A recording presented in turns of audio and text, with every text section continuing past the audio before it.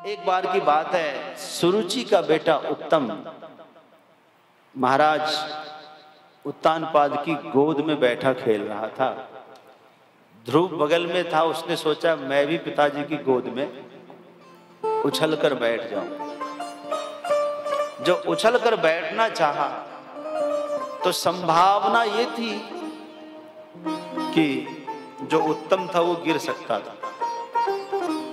दूसरा ये कि सुरुचि को कष्ट हुआ। उसने कहा कि अरे मूर्ख, तू जानता नहीं है तेरी मां मेरी दासी है, दासी, और दासी का बेटा गुलाम होता है, दास होता है। हाँ, मेरे बेटे की बराबरी मत करना, खबरदार। और धक्के मार के दूर कर दिया। और एक बात उसने बहुत अच्छी कह दी, आज तू गोदी में बैठना चाहता है, कल तू गादी पर बैठना चाहेगा, खबरदार जो चेष्टा की दोबारा। तपसाराधय पुरुषं तस्यैवानुग्रहेण मे गर्भे त्वं साधयात्मानं यदीच्छसि नृपासनं।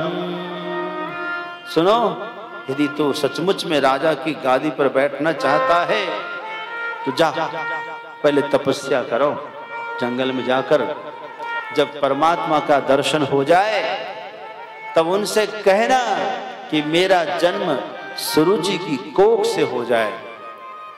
जब तू मेरी कोख से जन्म लेगा तभी तू राज्य का अधिकारी बनेगा, वरना निकल लो। बड़ी खड़ूस है, कर्कशी है, थोड़ी भी बच्चे पर उनको रहम नहीं है। छोटे से 5 साल के बच्चे पर ऐसा व्यवहार करती है, क्रूर व्यवहार करती है। ध्रुव रोता रोता, आंखें छलछलाती हुई आंखों से वह रोते रोते मां के आंचल में जाकर सिमट गया। पता लग गया दूसरे बच्चों से।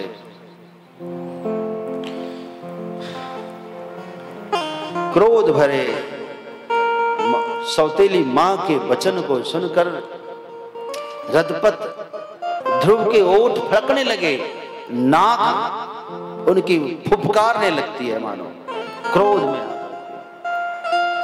लंबी लंबी सांसें लेने लगता है। हाँ,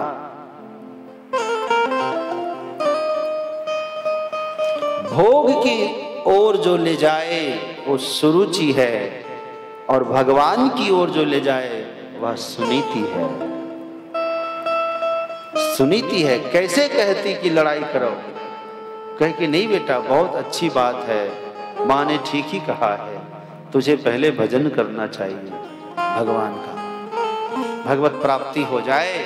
उस परम पिता की गोद में एक बार तो बैठ जा, तो इस पिता की गोद में बैठने की आवश्यकता ही नहीं पड़ेगी। ध्रुव ने पूछा कि माता मुझे बताओ कि असली पिता कौन है मेरा, असली पिता। मां ने कहा असली पिता तो वही है नारायण, जो सबके पिता है। तू जंगल जा, उन्हीं की गोद में बैठ, प्रयत्न कर। यहां का राज तो और यहां का पिता सब अध्रुव है, परंतु तुम्हारा नाम तो ध्रुव है ना बेटा, तो तुझे राज भी कैसा चाहिए, ध्रुव चाहिए। तेरा पिता भी कैसा होना चाहिए, ध्रुव होना चाहिए। हाँ, तू सनातन है, तेरा पिता भी सनातन है, तेरा राज्य तेरा शासन भी सनातन है। ध्रुव जी ने मां को प्रणाम किया, पल्लू पकड़कर परिक्रमा करने लगे। परिक्रमा लगा रहे हैं। मां की आंखों में आंसू उमड़ना चाहता है, लेकिन बच्चा देख ना ले, इसलिए अपने आंखों को आंसू को छुपा लेती है। सोचती पहले बेटा चला जा, फिर मैं रो लूंगी, क्योंकि तेरे होते में रोऊंगी तो तू जा नहीं पाएगा।